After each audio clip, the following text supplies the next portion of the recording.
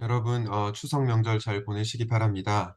수요일, 목요일 큐티 본문이었던 고린도후서 1장 8절에서 11절로 살 희망마저 이를 지경에 이를 때라는 제목으로 말씀을 나누려고 합니다. 여러분, 오늘 본문을 보면 사도 바울이 이렇게 고백하죠. 우리는 힘에 겹게 너무 짓눌려서 마침내 살 희망마저 이를 지경에 이르렀습니다.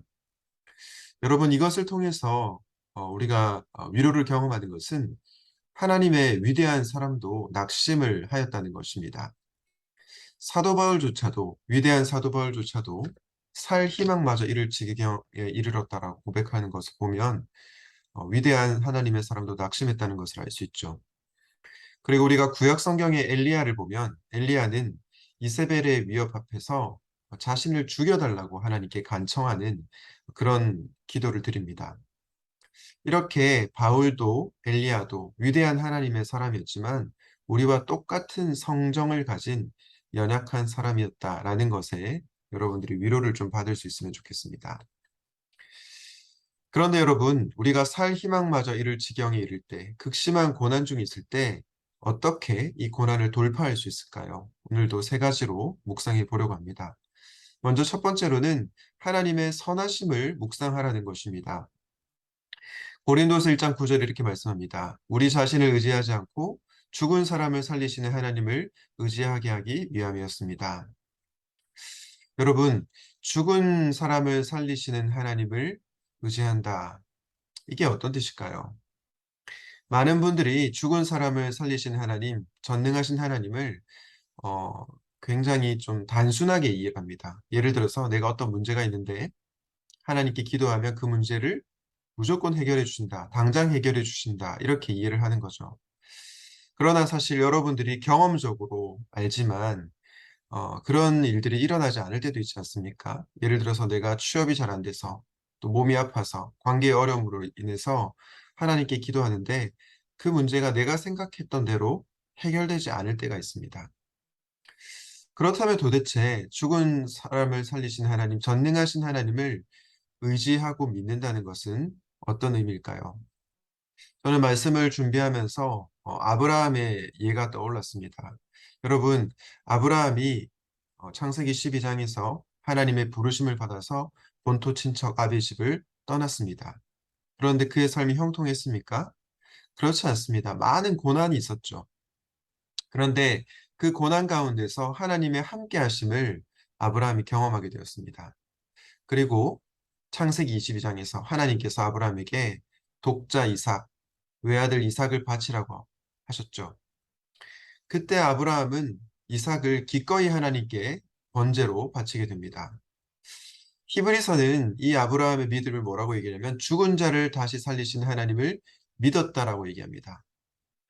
그런데 여기서 우리가 생각해 볼 것이 있습니다. 여러분, 아브라함이 하나님께서 죽은 자를 살리신 하나님임을 믿었다는 것이 자신이 생각한 대로 모든 것을 풀어나가 주신다는 그런 믿음이었을까요? 그렇지 않습니다. 사실 아브라함은 하나님께서 천사를 보내셔서 이삭을 죽이려고 했을 때 마글이라고 생각을 못했을 것입니다. 그리고 숫 양을 준비해 놓으셨을 것이라고 생각하지 못했을 것입니다. 즉, 아브라함은 하나님의 구체적인 계획과 방법에 대해서 전혀 몰랐다는 것입니다.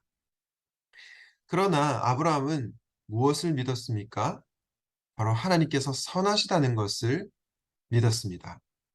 하나님은 인신 제사를 원하시는 분이 아니시다. 하나님께서 이유 없이 독자 이삭을 바치라고 명령하시는 분이 아니시다라는 것을 믿었다는 것입니다. 그러므로 그 믿음은 하나님의 선하심을 믿는 믿음이었습니다. 사랑하는 여러분, 때로는 하나님께서 우리의 기도에 즉각적으로 응답해 주시지 않을 때도 있고, 또 내가 생각했던 대로 내 인생이 흘러가지 않을 때도 있습니다. 그러나 죽은 자를 살리시는 하나님을 의지하고 믿는다는 것은 하나님의 선하심을 믿고 우리의 인생을 그분께 맡겨드리는 것입니다. 그럴 때 우리는 고난을 이길 수 있습니다. 이것을 기억하시고 하나님의 선하심을 묵상할 수 있기를 바랍니다. 두 번째로는 과거와 미래의 구원의 은혜를 기억해야 합니다. 9절에서 이렇게 얘기하죠. 하나님께서 위험한 죽음의 굽에서 우리를 건져 주셨고, 과거입니다. 그리고 지금도 건져 주십니다. 현재죠. 마지막으로 앞으로도 건져 주실 희망을 우리는 하나님께 두었습니다. 여러분, 극심한 고난 중에 있을 때 우리는 이런 질문을 할 수 있습니다. 하나님 과연 살아계십니까? 하나님께서 나의 삶에 간섭하십니까? 그럴 때 우리가 무엇을 기억해야 합니까? 과거에 하나님께서 나에게 베푸신 구원의 은혜, 그리고 장차 베푸실 구원의 은혜를 기억해야 됩니다. 이 과거와 미래의 은혜를 기억하게 되면 오늘 현재를 믿음으로 살아갈 수 있습니다. 그러므로 과거와 미래의 구원의 은혜를 기억함으로 현재의 고난을 이겨낼 수 있기를 바랍니다. 마지막인데요. 마지막은 무엇입니까? 살 희망마저 이를 지경에 이르렀을 때 함께 기도하라는 것입니다. 사도 바울이 11절에서 이렇게 얘기합니다. 여러분도 기도로 우리에게 협력하여 주십시오. 바울은 기도의 동력자들이 되어달라고 부탁합니다. 왜냐? 우리가 함께 기도할 때 성령님께서 우리를 위로하시고 우리에게 새 힘을 주시기 때문입니다. 고난 중에 있을 때 우리 목장 식구들과 함께 기도합시다. 그리하여서 승리케 하여 주시는 그 은혜를 우리 모두 경험할 수 있기를 바랍니다. 말씀을 정리하겠습니다. 살 희망마저 이를 지경에 이르렀을 때 하나님의 선하심을 묵상하시고 과거와 미래의 구원의 은혜를 기억하시며 함께 기도하십시오. 이를 통해 고난 중에도 승리하는 샘물 청년의 지체들이 되시기를 주님의 이름으로 축복합니다. 기도하겠습니다. 하나님, 고난 중에 있을 때 참 우리의 마음이 낙심될 때가 있습니다. 그럼에도 불구하고 하나님의 선하심을 묵상하며 그분만을 의지하는 믿음을 우리에게 허락하여 주시옵소서.